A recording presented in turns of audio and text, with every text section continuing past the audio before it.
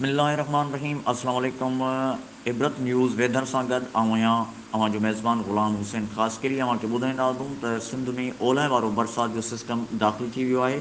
काज़ी अहमद जोही खानोड़ समेत सिंध जे जबल वारे इलाइक़नि में गजगोड़ खेवण ऐं तेज़ हवाउनि सां बरसाति जो वसकारो थियो आहे।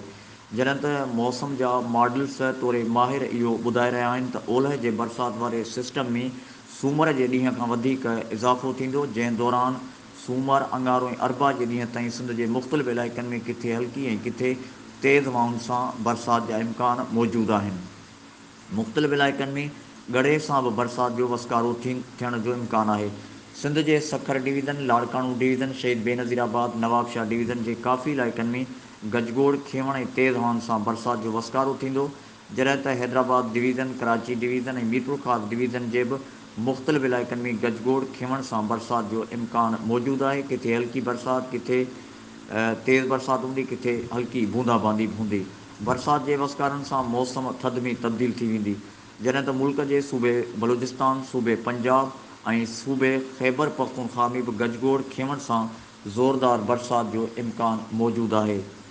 इबरत मौसम वेदर अपडेट न्यूज़ सां गॾु ग़ुलाम हुसैन ख़ासि केली अवां ताईं मौसम जी अपडेट पहुचाई ऐं इबरत वेदर न्यूज़ मां हाणे ग़ुलाम हुसैन ख़ासि केलीअ खे इजाज़त ॾींदा। अल्लाह हाफ़िज़। वधीक ख़बरुनि ऐं मौसम जे ख़बरुनि लाइ ॾिसंदा रहो इबरत टेलीविज़न नेटवर्क।